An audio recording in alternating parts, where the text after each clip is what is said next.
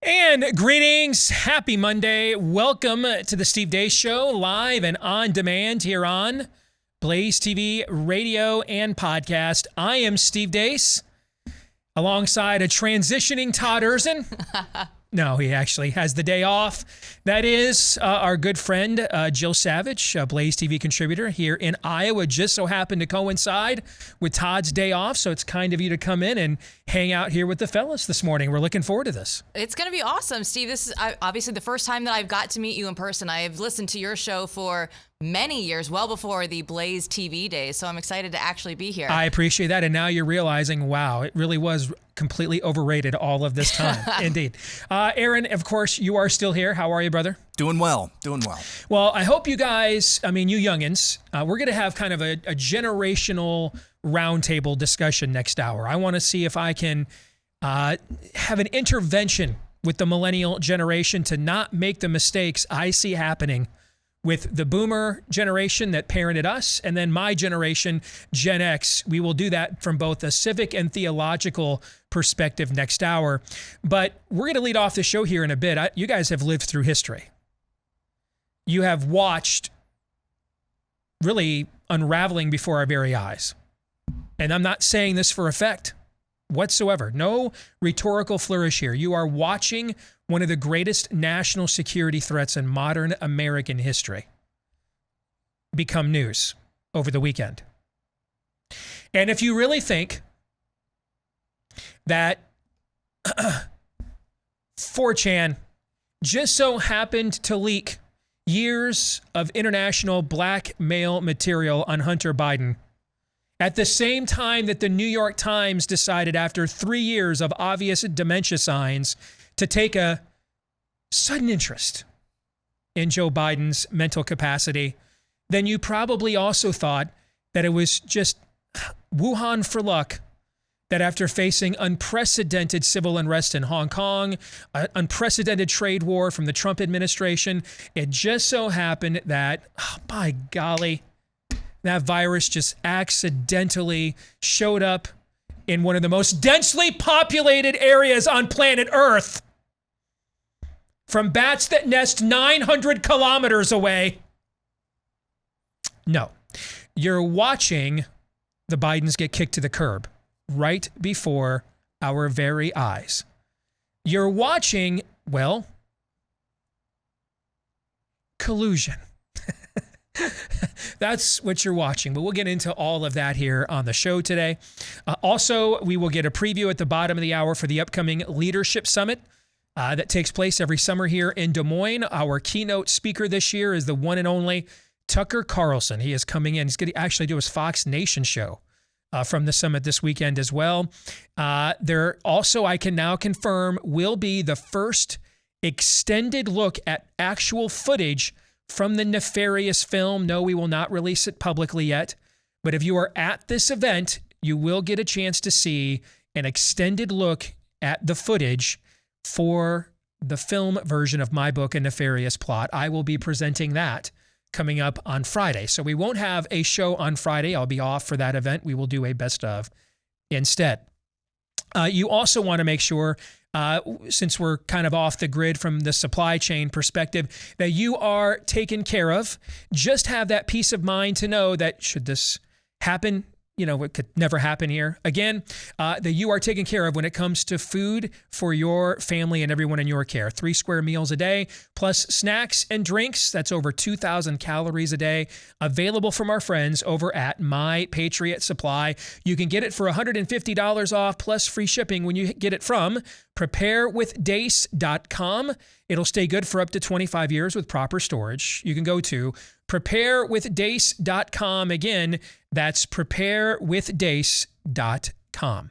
And now it is time for Aaron's rundown of what happened while we were away. What happened while we were away, brought to you by Hacked. This weekend, a group of hackers on the website 4chan successfully attempted to access the iCloud backup of some of Hunter Biden's electronic devices, and what they found was astonishing but unsurprising. Among the trove of creepy new items was this video Hunter took of himself arguing with a prostitute about how much crack cocaine he has.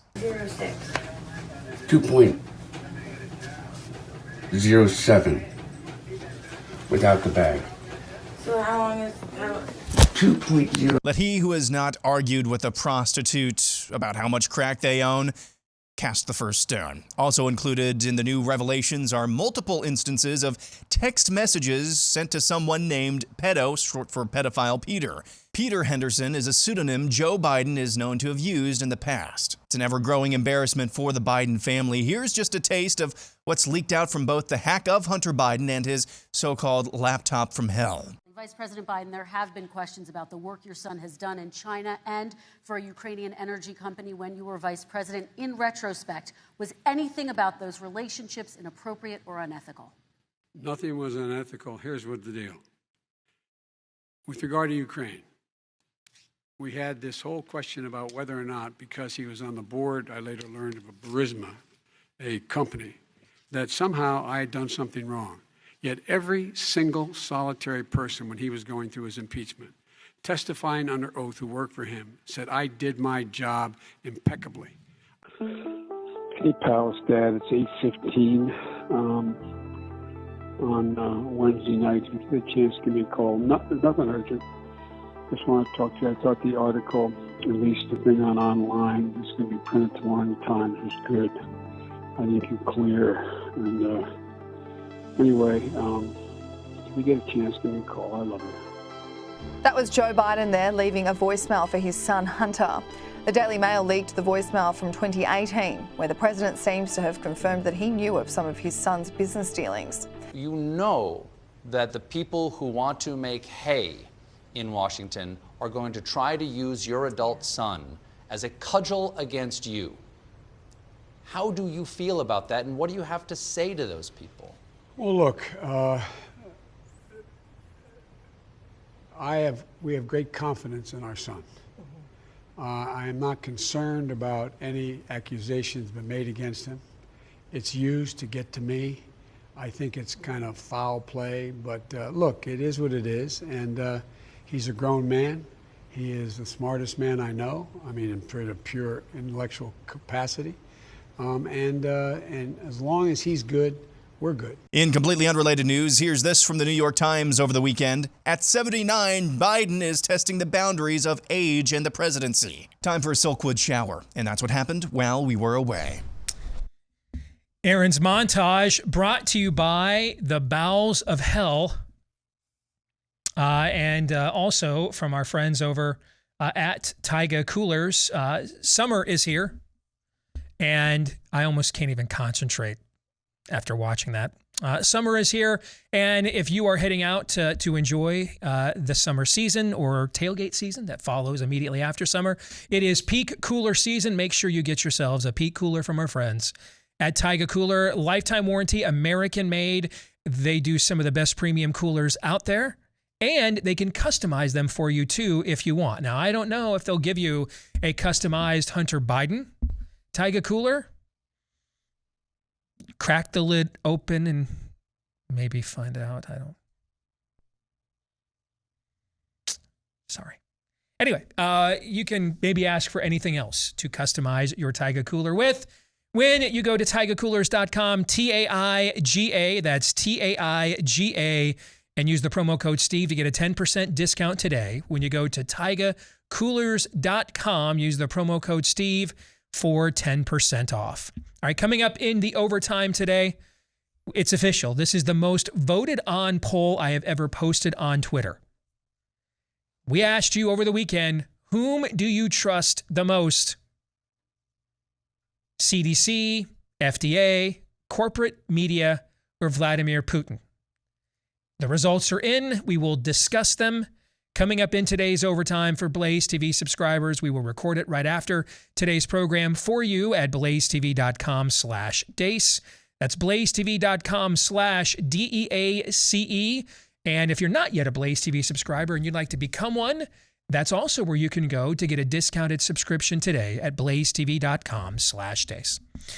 So Jill and Aaron, let's get to the montage here because, I mean, the jokes write themselves, right? I mean, I had a little fun earlier today, noting, I went into a Subway last night, just looking to score a late seafood and crab. Not even sure they even sell that sandwich anymore. I got cornered by a couple of drag queens who beat me up with their storybook and shouted, "This is pedo Peter country, bitch." All right, so, I mean, all right, the jokes write themselves. All the low-lying fruit is out there. Agreed? Agreed. Okay. All right, let's set that all aside because I think this actually requires... This is why I'm into this story, because normally this is not a soap opera show. I don't get into the back and forth, the narratives. I don't care because most of it's irrelevant. It's pro wrestling. It doesn't impact our lives. This does. This does. The amount of blackmail material contained within these files, and this is just the stuff that we're being shown. I mean, stop and think about this for just a moment. The son of the then vice president, soon to be president, who was his business attaché, emissary, ambassador to countries, nations around the world, including China and Ukraine. Have those countries been in the news at all the last few years? Just a bit. China and Ukraine. China and Ukraine. How do you know there was something nefarious happening in Ukraine? The EU economy continues to tank, as does ours. And one of the main provocateurs is we have to stop Russia from annexing some of Ukraine for some odd reason, no matter what.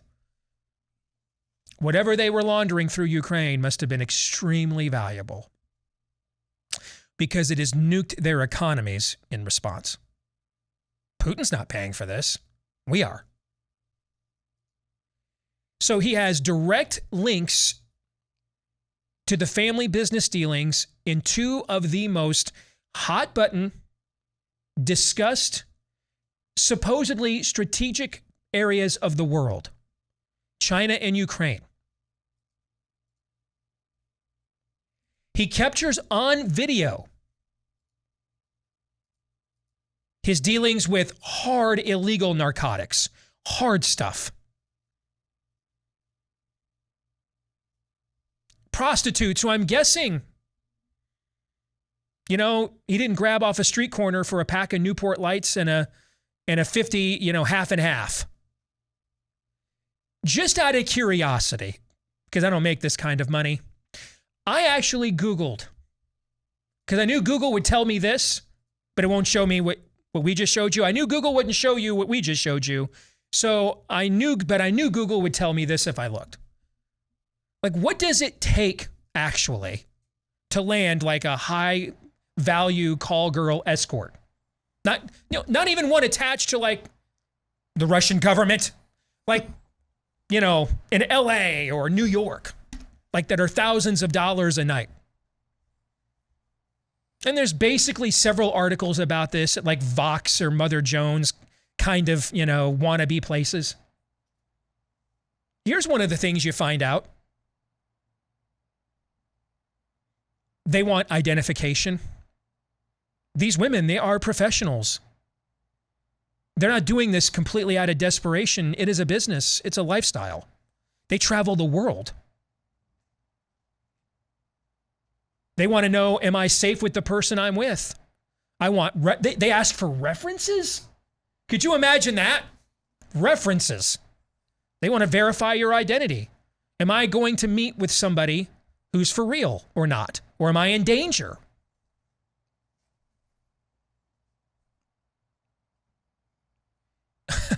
This ain't $5 night in Tijuana. No, it's not, man. Dude didn't hop a plane to one night in Bangkok here.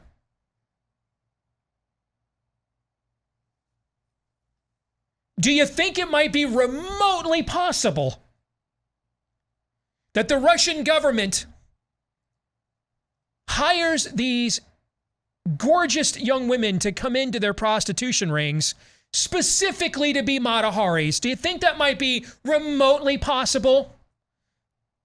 To be Fing Fangs or Fang Fangs, whatever that was that Eric Swalwell got down with? Do you think it might be possible? If not, likely.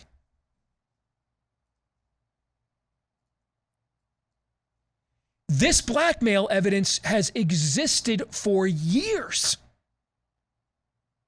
And we're just now finding out. There are two options here. None of them are comforting, by the way.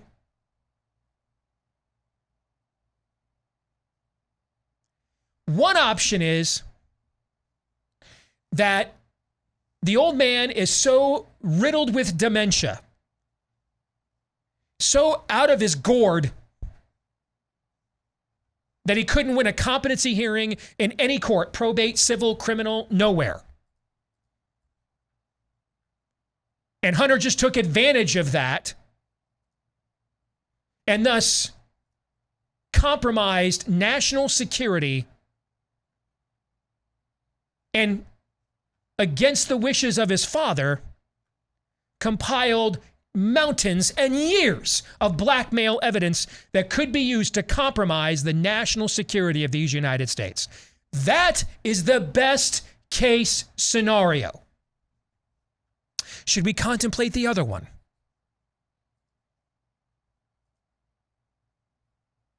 Here's the other one. This family has been compromised from a national security standpoint this entire time.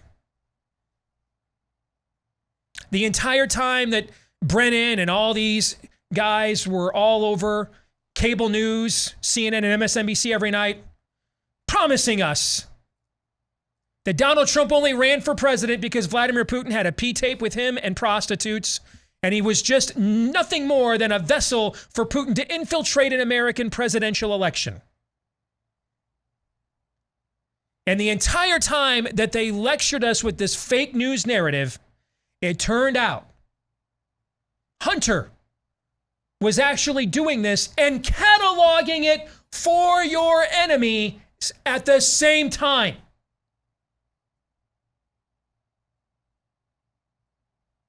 It is absolutely not a coincidence that 4chan hacked in to the iCloud account of the president's son and released its tawdry findings at the exact same time the Spirit of the Ages newspaper of record, the New York Times, suddenly decided, after 3 years of footage and evidence, you know, the president might have dementia. If you believe that's a coincidence, if you believe this was an 4chan leak, then you probably also thought bats traveled 900 kilometers to one of the most densely populated areas on Earth, where resides not one, not two, but 3 biological weapons labs for gain-of-function research, and just so happened to drop a deuce into a pig that got consumed at a wet market. You probably believe that too.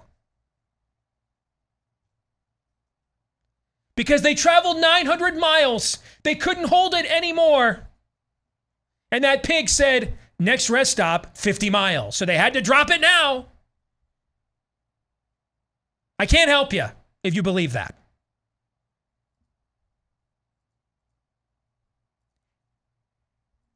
Normally, I'd be in the camp of my buddy Matt Walsh. I don't like these kinds of stories. I heard him say it again this morning. They are a distraction to the real issues. It's one of the things we do worst in conservative media, where we forget sometimes we're supposed to represent a movement, and instead the industry, dollar signs, got to get them clicks, yo. So let's just bypass the stuff that causes real suffering and really matters, and just go for low-lying fruit. This is not low-lying fruit. At a time that you are being called a national security risk for daring to believe things counter to the narrative. At the time that your breath was called a national security risk, so you must be forcibly muzzled and masked. Many of the same people that make these claims, the son of their president, was cataloging, recording preserving years of blackmail evidence and fodder for the enemies of this country. Hell no, this ain't a joke, it ain't funny, it ain't a soap opera, and it's not low-lying fruit.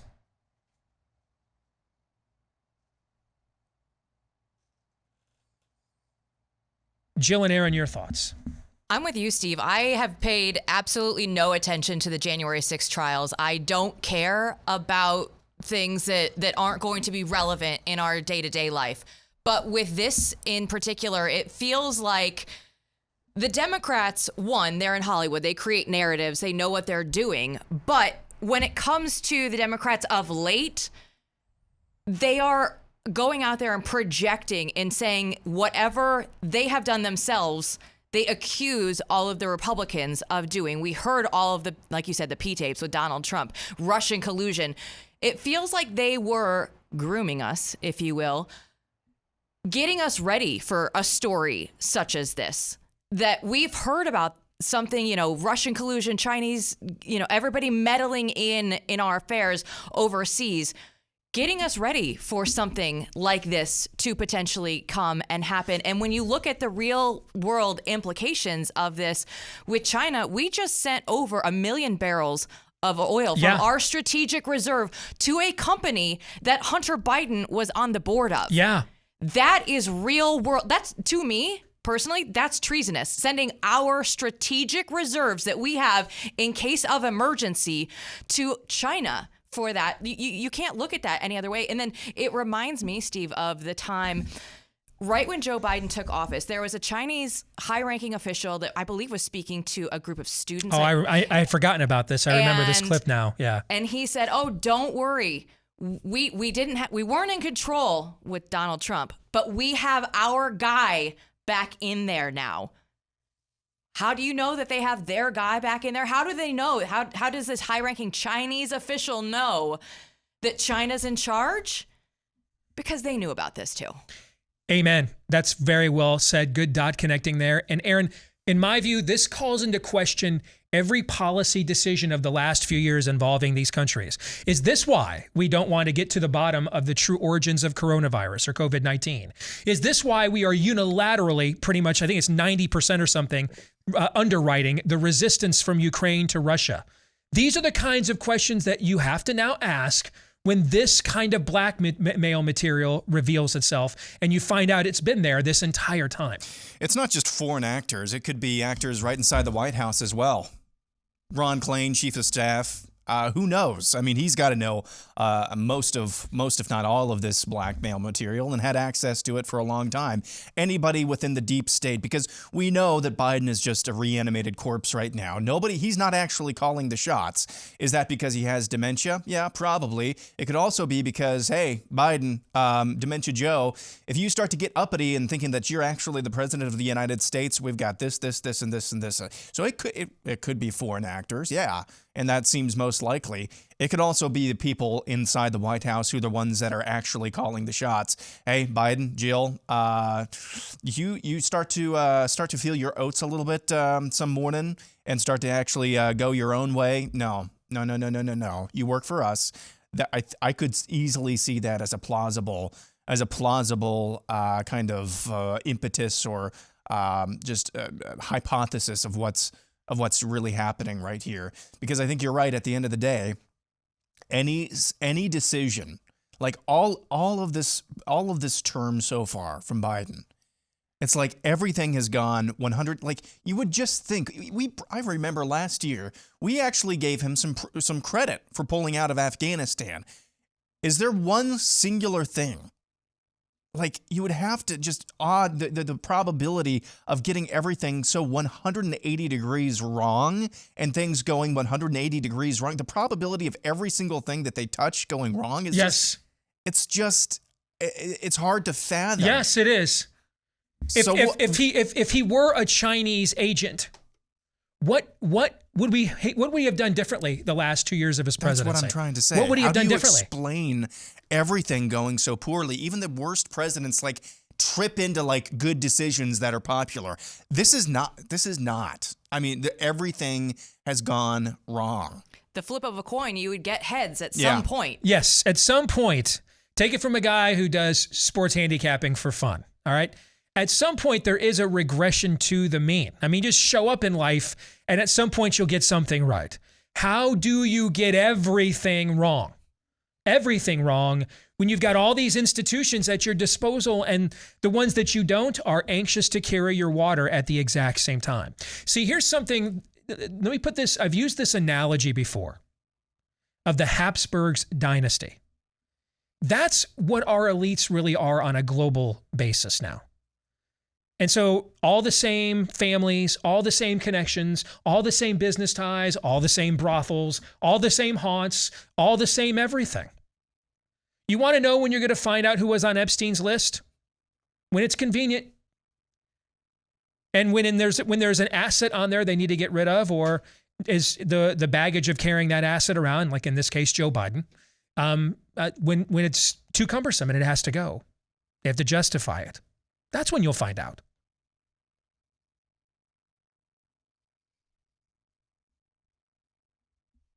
To a very dark place this entire conversation goes.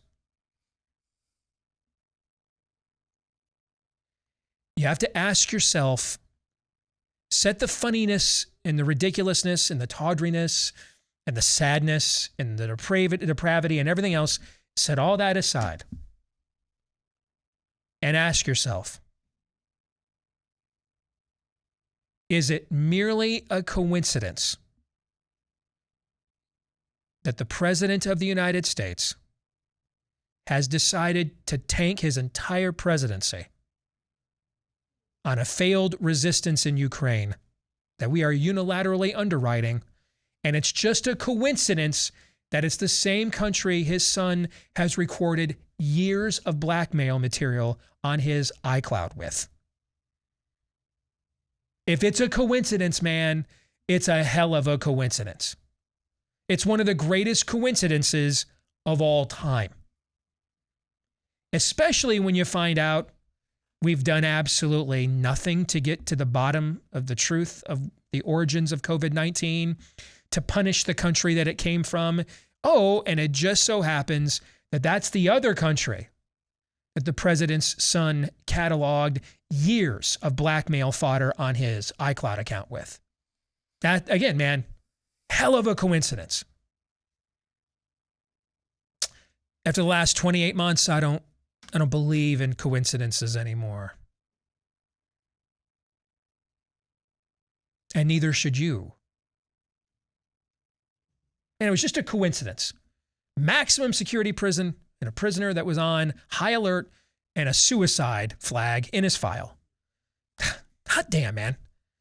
Closed circuit TV in that cell just happened to go out that night, and a bed that didn't come more than 5 feet off the floor, he was somehow able to hang himself from it. I mean, what are the odds?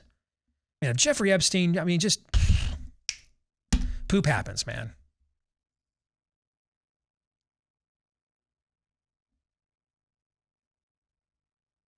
They think you're this stupid, or at the very least, this gullible.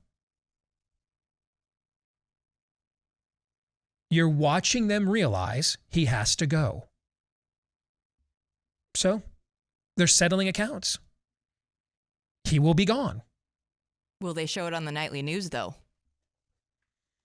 Oh, you mean the Hunter Biden stuff? If they want him gone, they haven't been doing a very good job of updating the American people of Yeah, what's but here's really the thing, happening. But they want this to happen. That's a great point, Jill, but keep this in mind.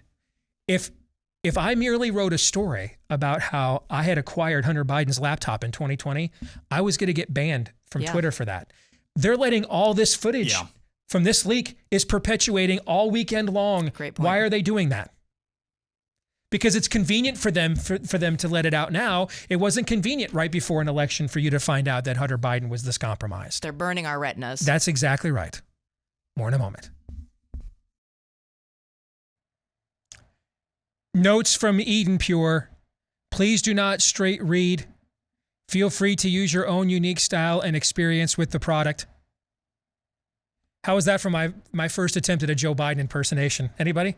Was that good? Better double up on that. Yeah, can you repeat that last line again? Turn the page, end quote. Yes. In all seriousness, though, this product really works, and I have put it to 2 of the ultimate tests.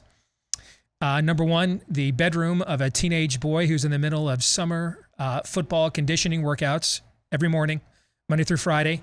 Number 2, the amount of flatulence that goes on at my monthly poker night. And in both cases, I mean, frankly, next to putting this in Hunter Biden's hotel room, I can't give this more of a sterner test. And it has stood up to both of these toxicities, I guess we will call them. So if you want to try the Eden Pure air purifier, it's filterless, so you don't have to buy filters the rest of your life. And there's a proprietary technology. And I even asked them once how it works, and they explained it, and I don't get it. So, but it does work. I can tell you it works. I don't understand how it works. But apparently without filters, it actually does work. It's a fantastic product. I've used it in my own home. If you want to try it now, go to EdenPureDeals.com, put in the discount code Steve3 to save $200. Why 3? Because they come in packs of 3, right? So you might be like, wow, it's still $200 for one of these. No, it's for 3 of them.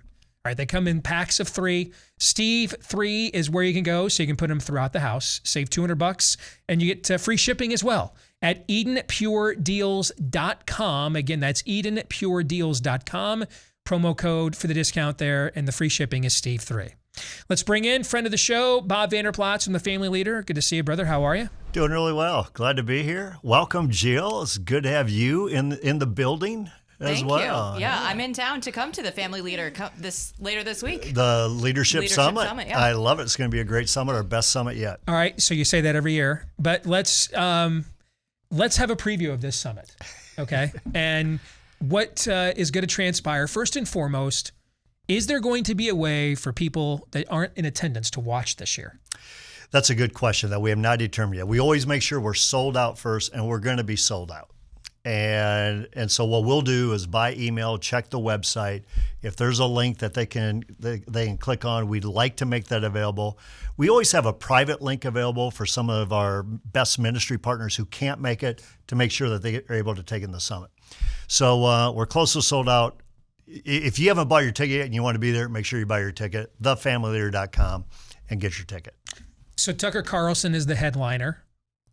Why him? Well, aside from all of the obvious reasons. There's a reason why Tucker has experienced this meteoric rise.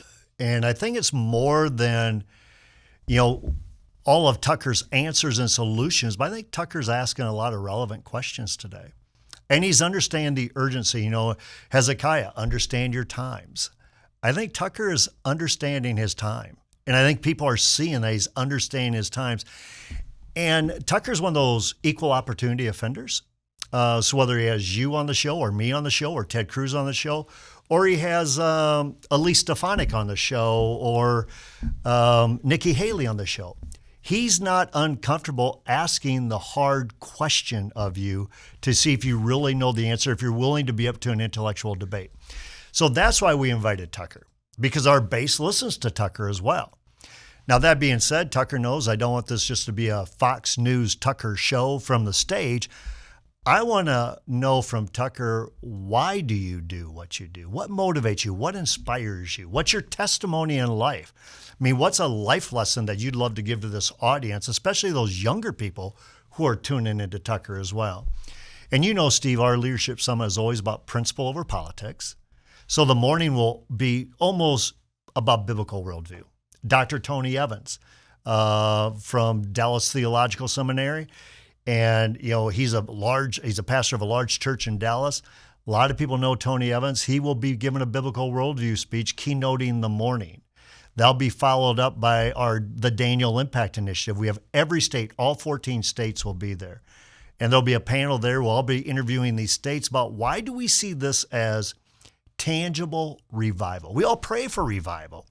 But how is this becoming tangible revival in Florida, in Arizona, in Texas, in Iowa? What are we seeing?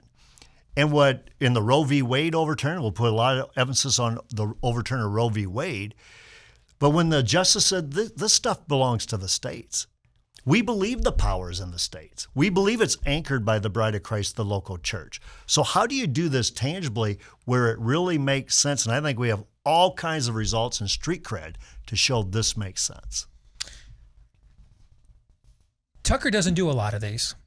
I mean, I don't see a lot of footage of him doing speaking engagements and stuff around the country. He doesn't need to. He doesn't have to. He's got arguably the biggest platform, not named Joe Rogan, in alternative media in North America, right? So why do you think he chose to do this one? Your exorbitant honorarium, and if so, how come I've not gotten a cut of that over the last few years? Well, first of all, it's not the honorarium, I can tell you that. Okay. So Tucker and I have known each other, for the past decade or so. Matter of fact, he attended the summit one time just to cover it back when we had all the presidential candidates coming in. And he loved the summit, but he was very high about what our ministry does, loves the emphasis of the Daniel impact. And basically, we need more of this, not less of this. What can I do to help you? Now, there's also speculation. You come to Iowa, if you're anybody like Tucker or anybody else with that kind of name ID, that kind of a platform, and you come to Iowa and you come to the Family Leader event, there's another obvious question that needs to be asked. Mm-hmm. And are we living in a time when you understand your times that we're not looking for the next Dick Cheney, who was a congressman and just worked his way up, or you're looking for somebody who really wants to seize that moment? Is that Tucker Carlson? I don't know, but my guess is at a private dinner after the summit, he and I will have that conversation in front of an audience. At the very least, if I had his platform, I would be interested in coming to this so that I can attempt to influence the people on the ground that are going to, a year from now, have a huge say in, who the next alternative nominee for president is to the current regime, right? I'd want to get in front of those folks. I might have a few things I'd like to say to them and try to influence maybe more so the decision-making process than the actual decision itself. And I've thought a lot about that, Steve, because he can come to this base and say, listen, you guys are hugely influential on who's going to be our next leader. You winnow the field in these things called the Iowa caucuses.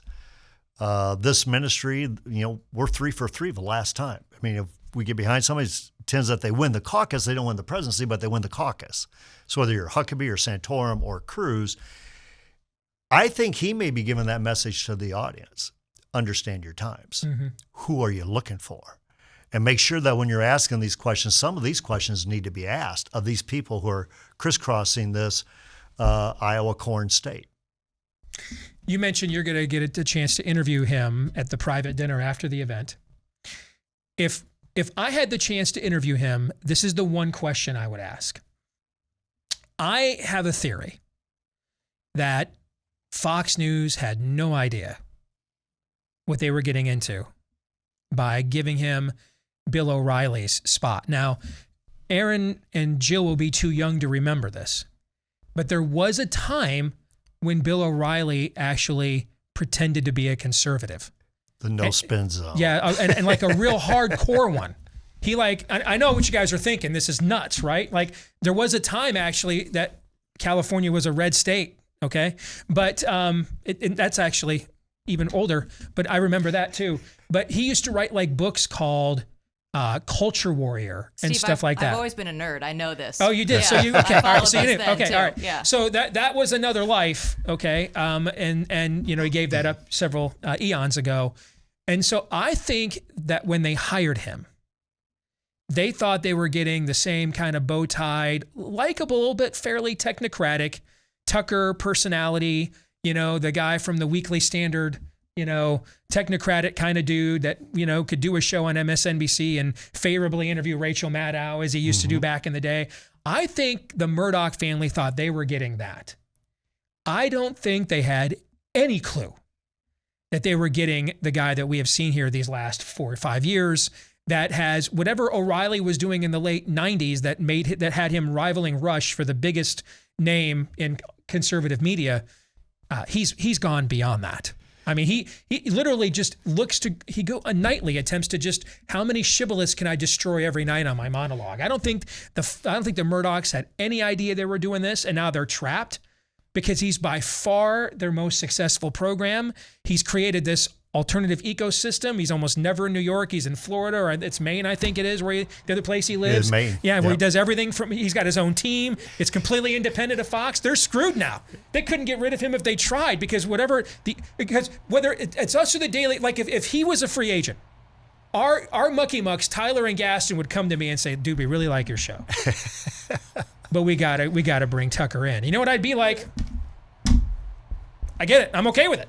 I mean, so they have to put up with this now. He's got them cornered. So they have a collective shock face most weeks at Fox and the management. There's no doubt, but they're also reaping the reward of what Tucker is doing night after night. And I think what Tucker is doing, this is stuff that when we get behind a candidate to say, we want you to be governor, we want you to be a U.S. senator, we want you to be president. And we're kind of like, but when you get the office, would you just do what we've asked you? Don't waste this opportunity. That's what we love about Governor Kim Reynolds here.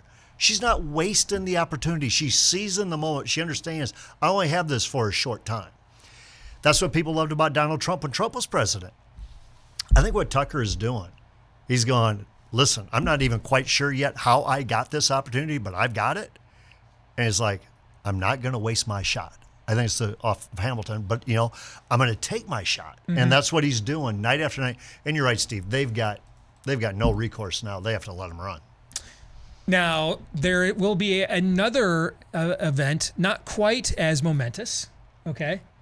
But we are going to show, for the first time, the first, any footage at all, but this will be an extended look at footage from probably close to about 5 minutes or so of the upcoming film Nefarious, based on my 2016 book, A Nefarious Plot. We're going to show that to your audience at this event. This will be the first time anyone has seen official footage from the movie. We are so excited about this. So if you guys don't come for Tucker or you don't come for Tony Evans, come for this guy, Steve Deace. And to see this first released footage of Nefarious, which I am thrilled to be able to see this come out on our stage. I honestly think it may be a really good bridge from a biblical worldview morning, laying the foundations, setting the stage, to a leadership application in the afternoon. And that's going to be your bridge. That's when you show up. It's right after lunch. I think it's going to be a great opportunity. Everybody's going to be rushing back into that afternoon session to see Tucker. I want my seat for Tucker, but the first thing they get is Steve Deace and this movie footage of Nefarious. I can't wait for it. I think it's going to be a knock it out of the park. Just a little inside baseball on this. What's been funny is for about 6 months, I have very rarely played the executive producer card because I'm out of my element, man. I've never made a movie. I don't know anything. Okay. But there's a couple times that I have, and I've let's just let it be known, we are going to be showing something at this leadership summit. Like all of the people that in my company that put up the millions of dollars for us to make this movie are all going to be there with all of their people and all their supporters. We have to show, rich people like to show off their trophies. You know this, man. All right. So we're going to be showing something. So have something ready to go. And of course, in the classic artist, routine and trying to lower expectations, all the hemming and hawing about this for the last 6 months. And I don't know, he'll be completely ready. We're not showing anything before it's ready. I go in to have dinner with some friends last Friday night, and I get a call from our production team, and they're like, yeah, we actually are going to show 3 times the footage that you guys actually asked for, because we have a scene we really like, and we think that we don't want to break it up, and we want to show the audience something like this in detail. And so I thought that was kind of interesting. That for months it's been like, I don't know if we're gonna have it. I don't know if we can do it. And then all of a sudden it was like, actually, we're gonna actually send you more footage than what you have even asked for. Well, I think it's gonna be a blast. It's gonna be a great sneak peek. Again, for your audience, I rarely do this on this show, but thefamilyleader.com, either to get your link or to buy your ticket to be there. You'll want to see this. And Steve, I've been on the inside of a lot of this movie stuff as well with you and walking through some of this. This is going to be phenomenal. I think God's hand of favor is on this movie. He wants this movie to be seen. I hope so, because I'm really at he loves me not 12-year-old middle school girl right now. Okay. I simultaneously I want to watch this 5 minutes from now. I don't ever want to see it at the exact same time.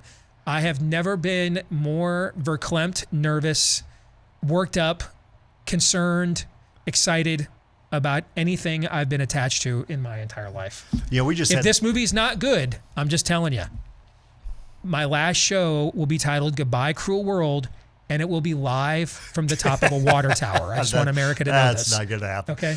But it's just like I had this conversation with our team this morning. So the Leadership Summit brings a lot of, high stress, make sure it gets pulled off right, all that stuff. I said, guys, I don't believe God brought us this far to say, you know what, I think we'll just let you fall on your face now. Same thing in your movie. I don't think God brought you this far to go, you know what, now I think I'll just blow it up and this thing's going to be terrible. I think it's going to be pretty special. I hope you're right. I just thrive on lowering my expectations. As one of my radio mentors once told me, if at first you don't succeed, lower your expectations. And that strategy has worked very well for me to not be disappointed for a very long time. All right, really quick, one more time. How can people get tickets if they want? It's thefamilyleader.com, and I'm a real example of him lowering his expectations, but thefamilyleader.com. And then probably around midweek, you guys will decide if there's going to be some kind of a We'll feed. make that decision pretty quick. Could I request that it's blacked out when I show the footage? You see, that's the other thing, is that there's some people, like a Dr. Tony Evans and others, that they don't always want their stuff just readily available to everybody else. So we need to walk through that as well. All right. Good to see you, man. Appreciate it. Good to see you. See you Friday. You bet. All right. So when we come back here next hour, we've got a free hour. And I've got two smart and talented millennials here with me on the show. And I want us to take advantage of that rarity here. Not finding two smart millennials, just having them both with me at the same time. That's the rarity. I want us to see if we can have a generational intervention to not make what are, I think, the two biggest mistakes that boomers and Gen X, my generation, I see making right now, both in the political arena and in the ecclesiastical arena. And I want to walk through those two things with you two, and then I want us to discuss them to see if your generation can put a stop to our mistakes. Fair? Fair. We'll do that when we come back. Stay tuned. Back with Hour 2, live and on demand here on Blaze TV, radio, and podcast. Steve Deace here with Jill Savage, Blaze TV contributor. She happens to be in town, so great timing. Filling in for Todd Erzin, who has the day off. And of course, you all know Aaron McIntyre as well. You can let us know what you think about what we think by emailing the show, steve@stevedeace.com. That's DEACE. You can like us on Facebook, MeWe, Parler, and Gab. Follow me at Steve Deace Show on Twitter, Getter, TikTok, and Instagram as well. And then look for me on Trump's Truth Social at Real Steve Deace over there. And then you can look for clips of the show that are free of any censorship and also free for you to watch. When you go to rumble.com/Steve Deace Show, again, that's rumble.com/Steve Deace Show. And for all of you that listen to the podcast version, you are a huge part of our show's audience, and we appreciate you. Please show your appreciation for us. Leave us a 5-star review if you like us. And if you've got a question you want us to consider in a future Ask Me Anything, put it in there. You'll go to the front of the line. And you can also hit the subscribe and follow button for us, too. Thanks to all of you that have done those things for us. We greatly appreciate each and every one of you. I also appreciate my friends over at Omega XL because it's part of my daily routine. Jill and Aaron are too young to worry about this shit, but the day will come when they will soon realize I just can't get around the way that I used to, right? And that's because as we get older, the joints don't get younger. They get older with us, and even though they're crucial for maintaining an active lifestyle, they can also become little hubs for inflammation. That's why you're looking for an all-natural anti-inflammatory like our friends at Omega XL, backed by going on 3 decades of updated clinical research and almost 3 years now of me using it on a daily basis. I take it with me wherever I go. I swear by it. And Aaron's not swearing at me anymore because he doesn't hear me complain about being sore after working out as often as he used to, right? So if you want to give it a shot, you can buy one, get one free when you go to omegaxl.com/Steve. That's omegaxl.com/Steve. That's buy one, get one free when you also give them a call at 800-844-4888. All right, so this hour with the two of you here, I wanted to do something different. Take advantage of having two bright, talented minds from the millennial generation here And I want you guys to learn from my and my parents' generation's mistakes. We've seen the good and the bad from the boomer generation. I don't have a huge amount of faith that my generation is going to learn the right lessons. For every Ron DeSantis my generation creates, there's 50 Paul Ryans and Kevin McCarthy's, so and I see what's happened in the pulpit now that a lot of the men in my generation are taking over, and they decided, I really don't want to be a mascot for a political party like the original Jerry Falwell or Pat Robertson allowed themselves to become, and I'm all for that, by the way. But then they thought, let me instead become a mascot and for wokeism and virtue signaling instead. So just kind of traded one false choice for another one that's arguably even more self-destructive, actually. So I don't have a lot of faith generationally, because we also have in both these generations this notion of a silent majority, that the conventional system working within it, we can change things. That I don't know how to put this. I don't know that we've suffered enough in these two generations to truly come to grips with what it will take to turn the tide. But in your generation, where, something like 15% of your generation identifies as rainbow jihad, and it's like 20 or 25 and the Gen Zers behind you, okay? You guys are going to be like totally screwed, okay? Completely outnumbered, outflanked, everywhere you want to go. And I know you're like, is this supposed to be encouraging? In a way, yes. In a way, yes. Because you'll have your own idols you'll have to, confront. Every generation and era does. But you won't have the idols of silent majorityism, the idols of comfortism. Those idols will be gone. I mean, we won't get into it specifically, but you and I were having a conversation before the show about your previous career path and just straight up racism in their hiring policies, just straight up with it. Okay. Yeah, very open about it. Yes. And so because in your era, the enemy has made preemptively such huge inroads, it doesn't use any of the camouflage tactics or any of the lipstick on a pig that it used to drag us in and to disarm us. So you guys should kind of be at max lit in confronting this in your time. That there is a certain, if you look at history, whether it's 56 signers to a declaration, it's 110 disciples hiding in an upper room.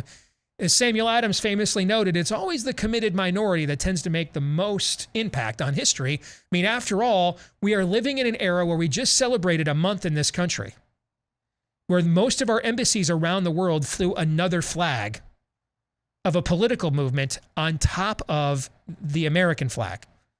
And this is a movement that at the time that it launched until recently, maybe represented 2.5% of the American people. So you guys have some real strategic advantages. I mean, it's going to be suckier to live here. I'm not going to lie to you about that. It'll be tougher to raise a family here. Not going to lie to you guys about that. But in terms of the competitive environment within the cultural, arena or the cold Civil War, you won't have to be cajoled as much into aggressively confronting the enemy, because a lot of the things that the enemy would provide for you in order to numb your senses, like he does for us, won't be available to you. Is that fair? Yeah, that's very fair. Okay. So I want us to look first at the political arena, and then I want us to look in the next segment at the ecclesiastical or theological arena. One of the prime mistakes that I believe has been made generationally in the political arena is we have a tendency, and I have to break myself of this because I'm a data-driven guy. And I'm like the evangelical that loves tradition. I don't like worship it, but I love it. I like history. I think the answers to the present are found often in the past. I don't think history just repeats, but rhymes. And I've had to break myself these last few years of relying on it too much in my own analysis. Because what happens when the other side of the analysis is here to break and destroy all those things? They've gone full out iconoclastic. They are stained glass window smashers. Well, those precedents that I love so much, they don't mean as much. Those conventional wisdoms that I love so much, they don't mean as much. And I think one of the biggest mistakes that we have made tactically from a political standpoint in the baby boomer / Gen X generation is that we have analyzed the enemy as we see things, not as they see things. And I want to address this before I lay something out for you, because I think because you're thinking, I'll just put it that way, because you're thinking what I'm about to propose to you just seems ridiculous, idiotic. Because if we were thinking, it would be. If we were thinking, we would be. We're not. We are living in an era of I emote, therefore I am. We're not thinking. Well, you are, but you're a shrinking base. Most of the country is not thinking. The side that's not thinking is what's growing. And so you'll look at conventional wisdom, precedent, data. This could never work.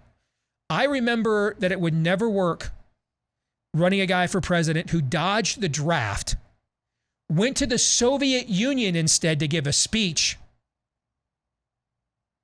claimed he didn't inhale, but he got high, and had to put down bimbo eruptions. Their term. I remember being told and reliably assured that America would never vote for such a person for president. They did twice. And that was in the 90s when things were particularly more kosher, allegedly, than they are now. I was reliably assured the country would never vote for a guy who lied about his real name, Barry Soetoro, and went to a church whose pastor on camera once preached a sermon that included the line, "God damn America." I was reliably assured this would never happen. Oh, and his middle name was Hussein. It happened twice. I was reliably assured a basement dummy with dementia could not possibly win the presidency.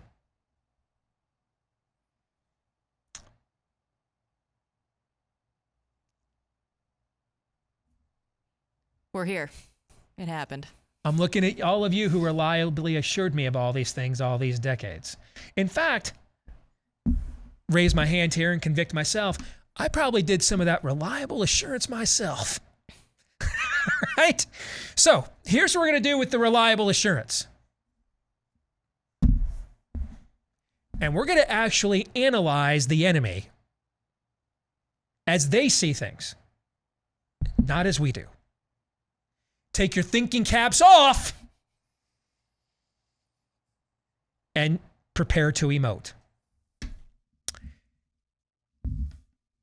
I believe what you are watching is a Democrat master play here, as I mentioned last hour.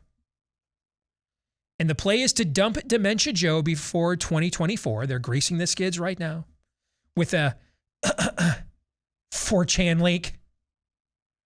And the New York Times' sudden concern after 3 years of dementia-driven episodes that the president may not be with it.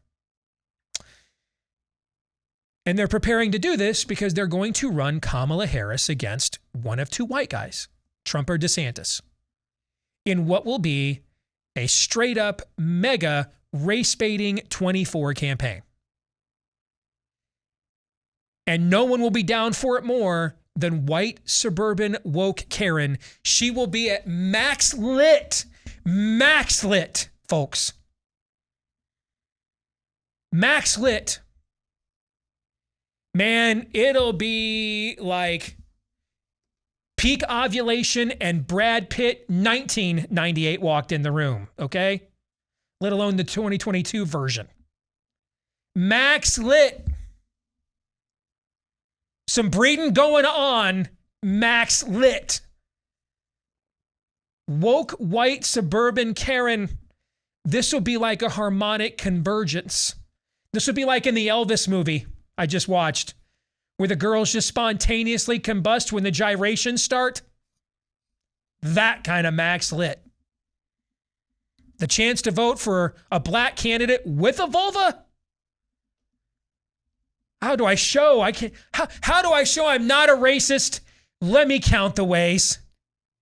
We're not racist plus girl power. That's right. That's it. Can we start this campaign now? We painted Hillary black? Yes, we're in. I know what you're thinking. Don't think. Stop thinking.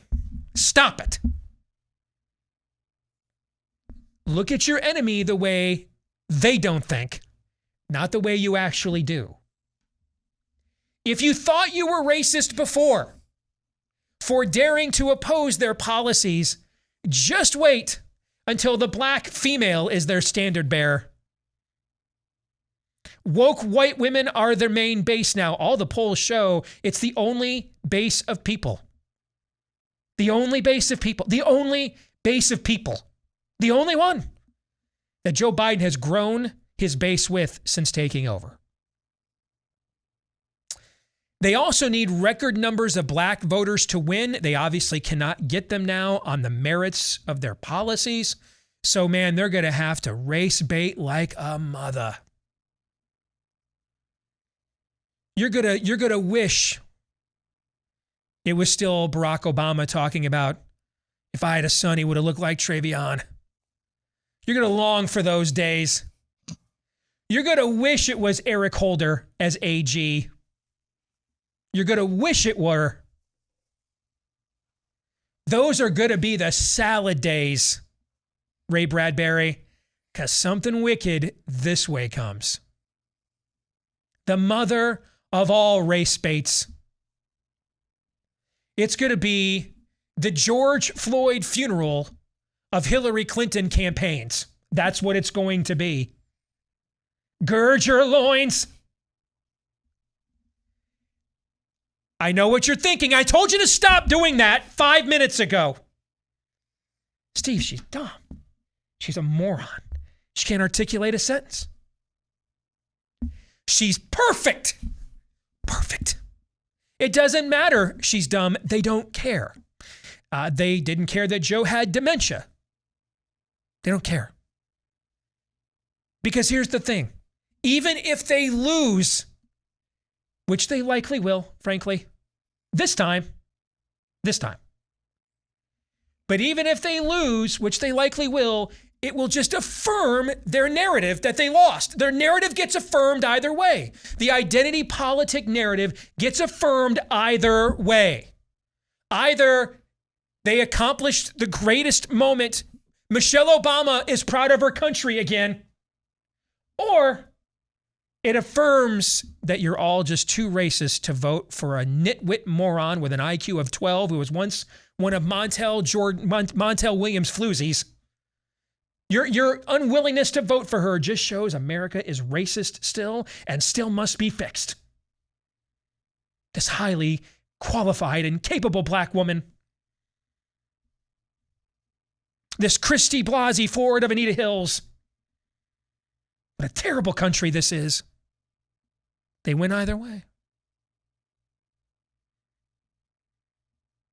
That's why before you call this stupid or nuts, don't analyze your enemy the way you see things.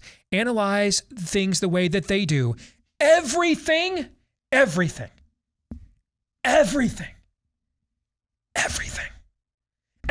Democrats do is to affirm their narrative. Everything. Every tactic, every ploy, every policy, every message, it is all for narrative advancement and affirmation. All of it. Steve, what about strategy? That's the strategy. Advance our narrative. That's the strategy. That's what advances our agenda.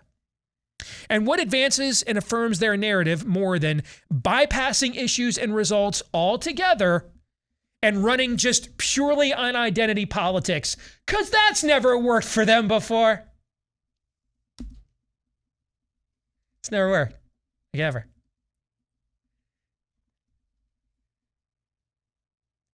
We decided it was cool to put more people on food stamps than the population of Spain because the president was black. It's never worked. Ever. Yeah. Any of you thought it couldn't get worse? I haven't even gotten to the butt of the joke yet. Pete Buttigieg, the Rear Admiral himself. I can't almost say this because it's just hilarious. I need to stop thinking. Pete Buttigieg will be the running mate.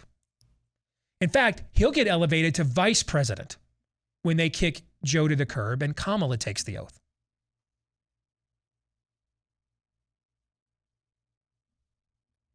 Because again, this is a marriage. See, when you think a unity ticket, you think, all right, we got this right-winger Reagan, who's got all these new evangelicals and these rabble-rousers in this party, okay? You know, and then there's this moderate Republican, John Anderson from Illinois, is going to run as a spoiler. He's going to take it away, so we're going to lose. So we got to unite the factions of this party. Go get the Rhino Swamp establishment, who nicknamed Reagan's tax cuts voodoo economics. That's where the term actually came from. Put him on the ticket. We need a unity ticket. We got to unite the two factions ideologically in this party, so John Anderson doesn't play spoiler and throw the election to Jimmy Carter. That's what you think unity ticket means. Because you're thinking. Stop that. Right now, the biggest problem the Democratic Party has, Hispanics are its second biggest problem. The biggest problem it has is that more and more black Americans have woken up to the fact, pun intended, that they're back on the back of the bus and the rainbow jihad gets first dibs when the spoils in this party are passed out. So we need a unity ticket. And hey, just put the gay guy on the bottom. We need a unity ticket. That's a unity ticket on their team. That's what their team thinks a unity ticket is. We've got to put the two most important identity politic brands in our party on the same ticket. And we'll reinforce to our black base as we race bait this thing into the ninth ring of hell just how important they are, that the white guy's on the bottom of the ticket. That's how they think. That's what their strategy sessions are like. They're not strategy sessions, they're struggle sessions. The Democratic Party's agenda is identity politics, narrative driven. It is not policy driven. It is not. This is why, and never forget this, when elections are about personalities, Democrats win. When they're about issues, Republicans win every time. Doesn't matter the personality of the Republican, every time. Every time. John McCain could have been resurrected from the dead in the Hanoi Hilton. He was never beaten the narrative of the first black president. So I can show America how racist I'm not. And then to run back the very kind of corporatist straight white guy that everybody in America hates, including his employees, that was never going to work either. Never going to work.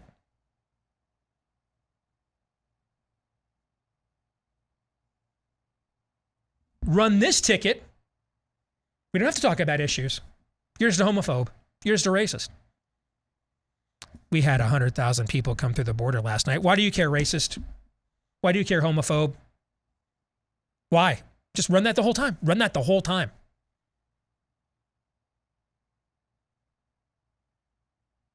Before you say they would never do this, I'll go back to what I said at the beginning. You're right. You're right. They would never nominate a draft dodger against a war hero who gave a speech at the Soviet Union and had to put down his own self-labeled bimbo eruptions and didn't inhale. You're right. They were never going to do that either. They were never going to run Barack Hussein Obama. They were never going to do that either. That would never happen, ever. And they were never going to run a dementia patient at a time that everyone was scared to death about their health. You're right. They were never going to do that either. You're right. So, to you two, this is my first attempt at a generational intervention. Do not make the mistake that, gosh, I don't want to be your parents' generation. Am I old enough to be your parents yet? I think I am now, aren't I? Damn it. All right, then your parents and grandparents' generations, by projecting your conventional wisdoms on the enemy. See the enemy for who they are and how they behave in their natural habitat. I'll give you a minute for you guys to respond, how you're going to respond to this. After I tell you about Rough Greens, it is the supplement powder for your pets.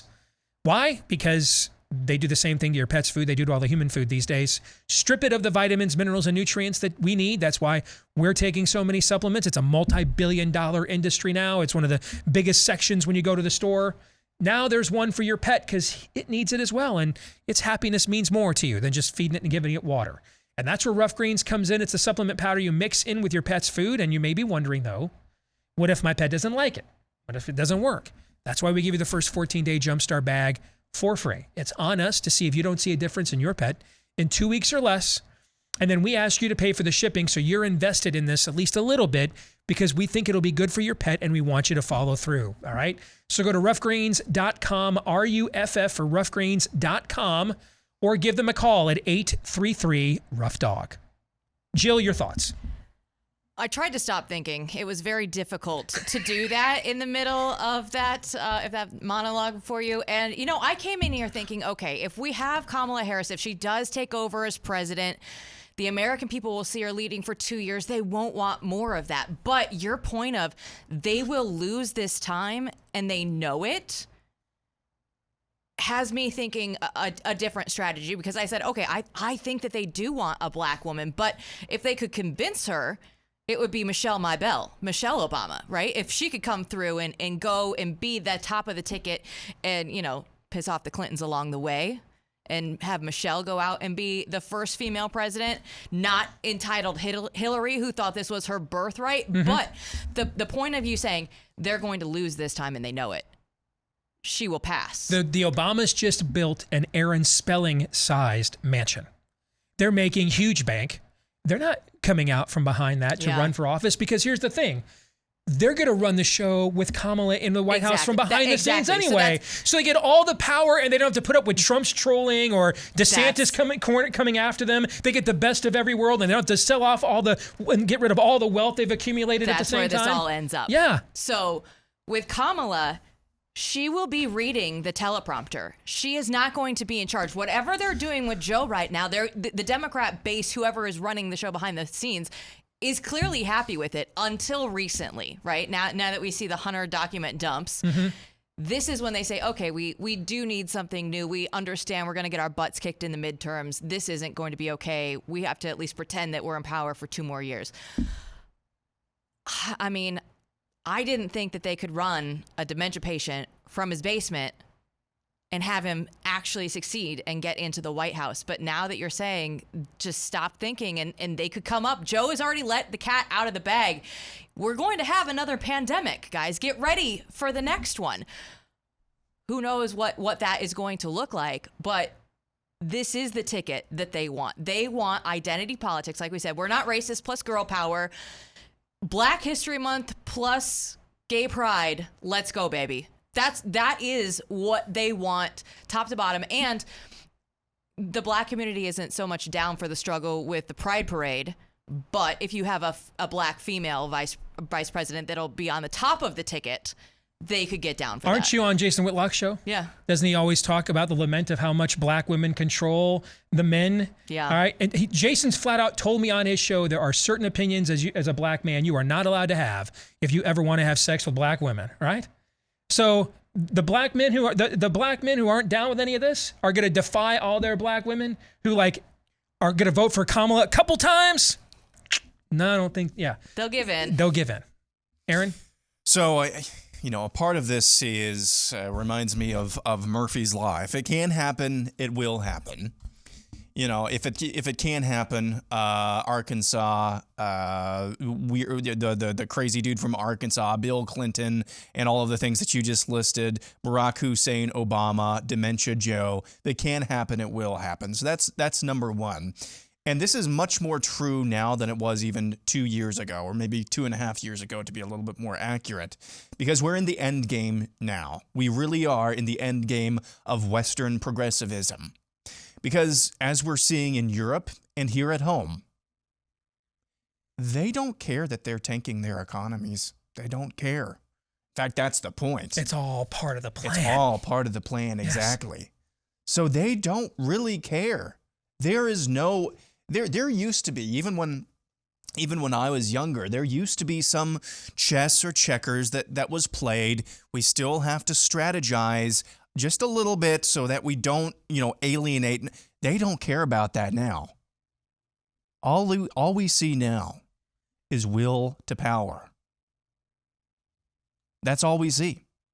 And that's not going to change anytime soon. So they don't care, as you said, that she can't put two sentences together without sounding like a space cadet.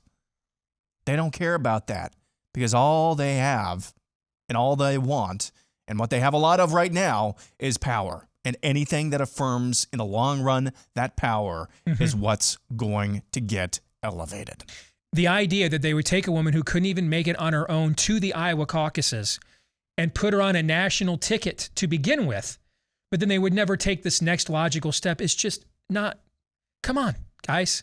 Folks, they could take my earwax and nominate that and get 45% of the popular vote just by showing up because of the polarization and balkanization in America. As long as it had a D next to it. That's right. Republicans have won the popular vote one time since 1988, and it was by 2 points. All they got to do is just lie to get the other 5% they need. It's worked before. Why wouldn't they do it again?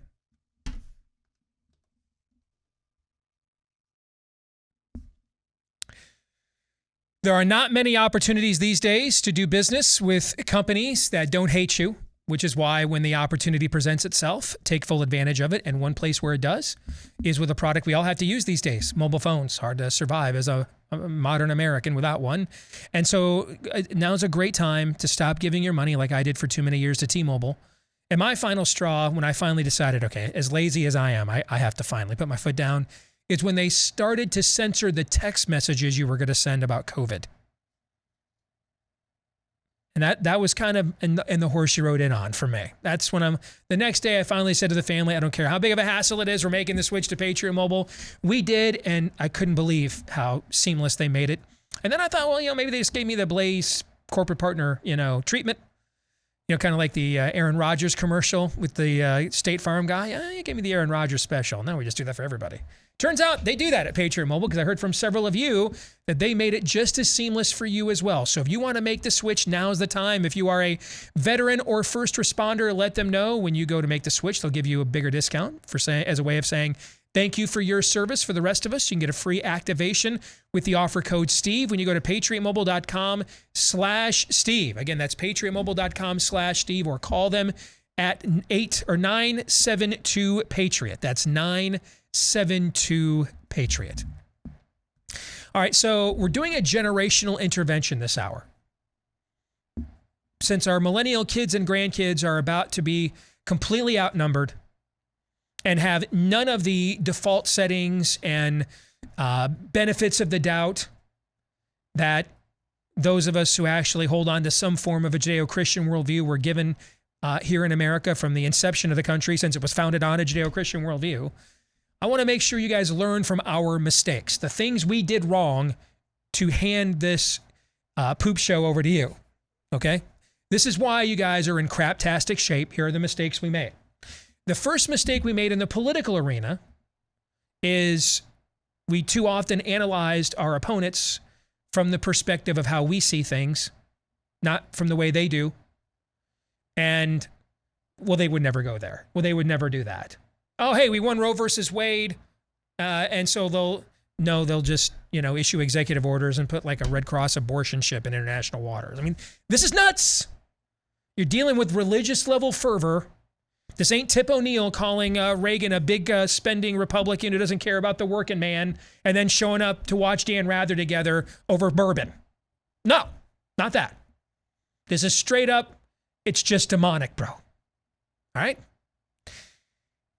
Now, one of the reasons we've made these mistakes in the natural, though, is because of the generational mistake I believe we have made in the spiritual realm. So let's look at the ecclesiastical, theological issue that you guys are going to inherit and learn from our mistake. The biggest problem that I believe exists in the American church today is that it is intentionally self-imposed, all too often non-confrontational. This is actually, people are going to say, well, it's because, Steve, I see all the worldview surveys and America is a biblically literate culture. This is why, actually. This is why. Too many churches, most American churches actually claim or still do teach some form of orthodoxy. It's the denominations that don't, they're the ones that are shrinking. The ones that go full left, full spirit of the age, they shrink. So no, it's not that people have not heard the word.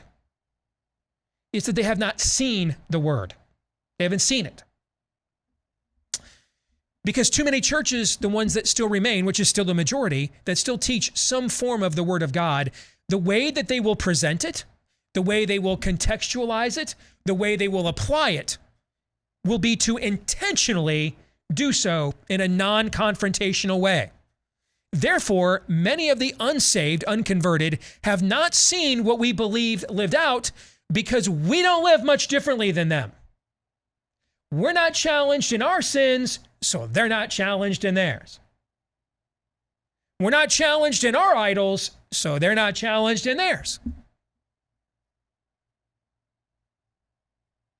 Non-confrontationalism is the biggest heresy in the church today because it inhabits most of the churches, which is still most of the churches, that still preach the traditional doctrines of sin, repentance, the Trinity, etc. By self-imposing non-confrontationalism, we have emasculated the faith. We have rendered it defenseless against the spirit of the age, and thus we have done the same to the faithful. Now, this does not mean confrontation always has to be aggressive. Confrontation is not a method. It is a motive.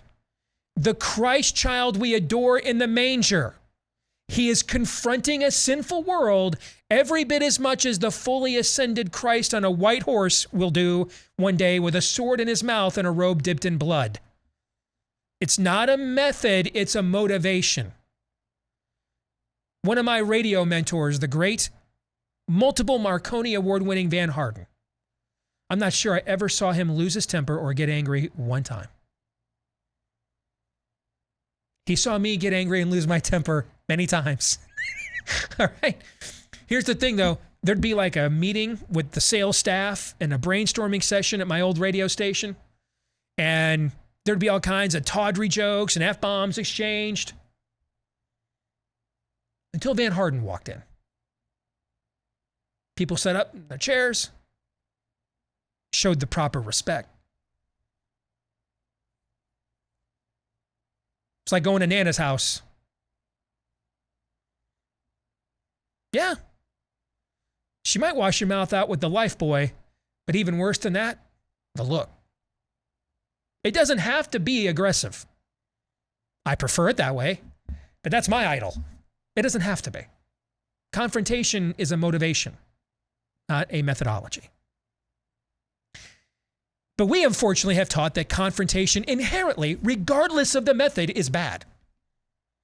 This has been taught to the vast majority of American churchgoers in the baby boom and Gen X generations. Confrontation is inherently bad.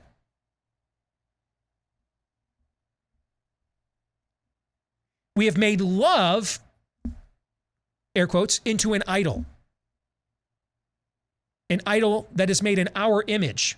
As in, love is what will be the most non-threatening and least offensive way I can present what I believe, or not present it at all, so as to not risk anything on my end at all. Like all of you who say, Steve, I can't speak up because I'll lose my job. Paul Revere was like, listen, I was going to tell you all 1F by land and 2F by sea, but the redcoats were going to shut down my blacksmith shop, so keep that on the down low. I would lose my job, loses in every history book of all time, I promise you. And right around the same time, I don't want to rock the boat. I don't want to make it awkward. And, it's none of my business. And I just want to be left alone.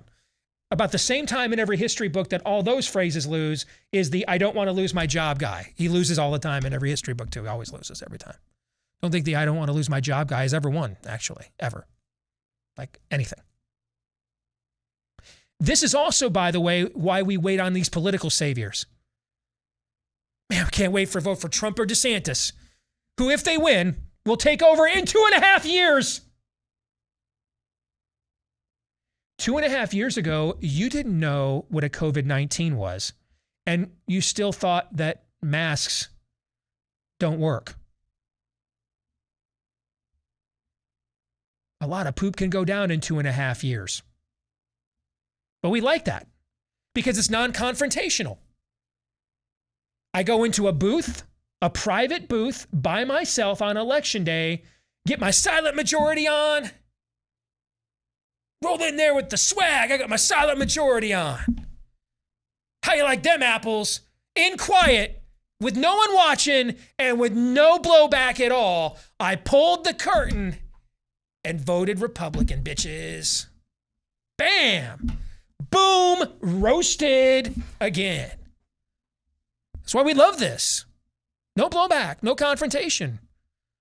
Aunt Petunia asked us at Thanksgiving, you guys didn't vote for that right-winger, did you?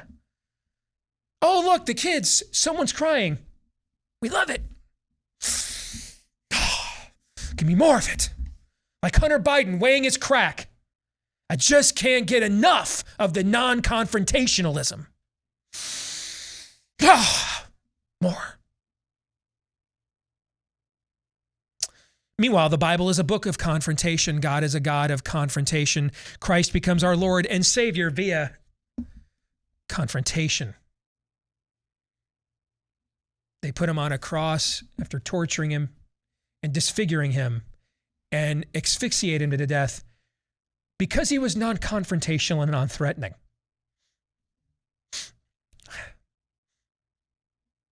Some of you, I think, have been smoking Hunter Biden's crack.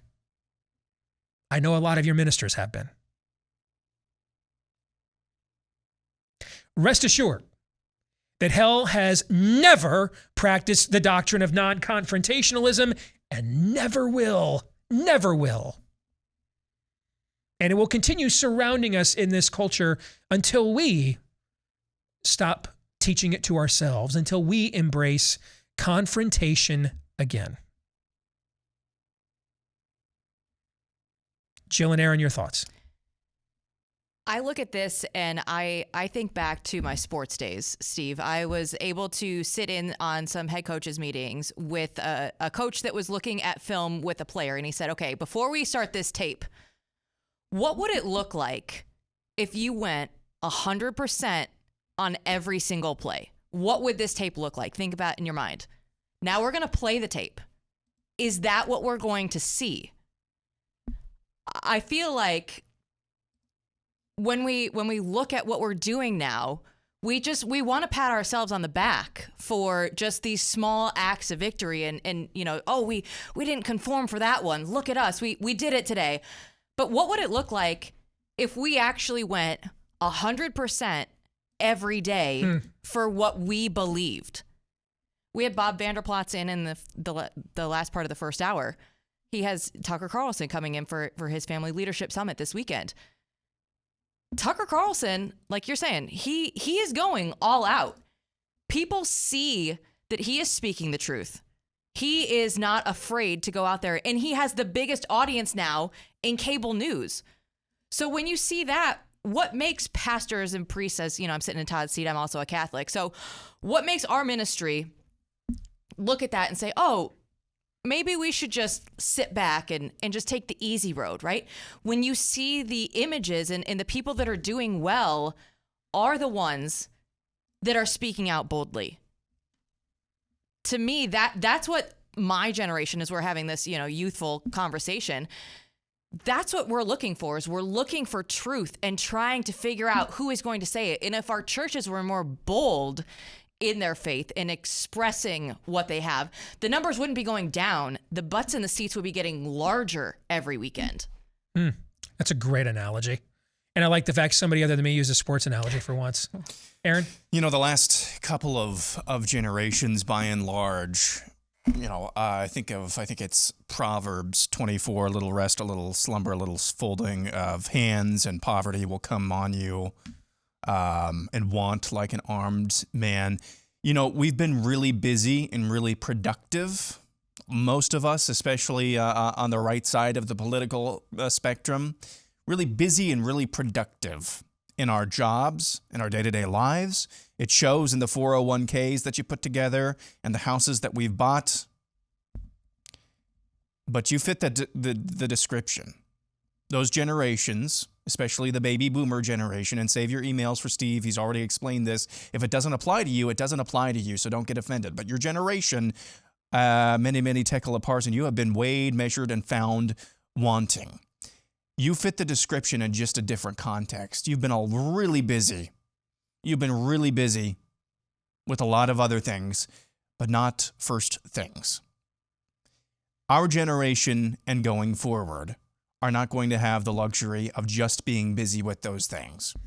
Depending on how the economy goes, we'll be lucky to be busy with those types of things. It's time to make first things first things. A little rest, a little slumber, a little folding of hands. We've been doing that with first things for so long. I'm not going to speak up at my school board. I'm not going to go to the city council meeting. Hell, I don't even know who my police chief or my sheriff is. I'm not going to say anything at church. That was a little weird. I need to ask the pastor about that. That was a little weird. I saw so-and-so from church. I'm not going to follow up or confront a brother in Christ or a sister in Christ. A little slumber, a little folding of hands. That's been the posture, just in a different context, I know. That's been the posture of previous generations when it comes to these types of issues, both politically and spiritually as well. The time for that is at an end because we really don't have a choice right now, or that day is coming very soon when you confront now, as I said last week, or you will be confronted later. So I think that's the overall message here. We don't have this luxury. If we do, we're not going to have it for very much longer, of just kind of sitting back and going with the flow and not really taking ownership of this thing we call America. Time is at an end. Our time is almost at an end. Well said, both of you. So let me close it out by reminding you about our friends over at Real Estate Agents I Trust. If you want to get involved in the real estate market during these, now's a true test of your show knowledge. Unprecedented times. Ding. She did it. Yeah. I didn't even I do it at home all the time. Do you really? Yeah. Nice. All right.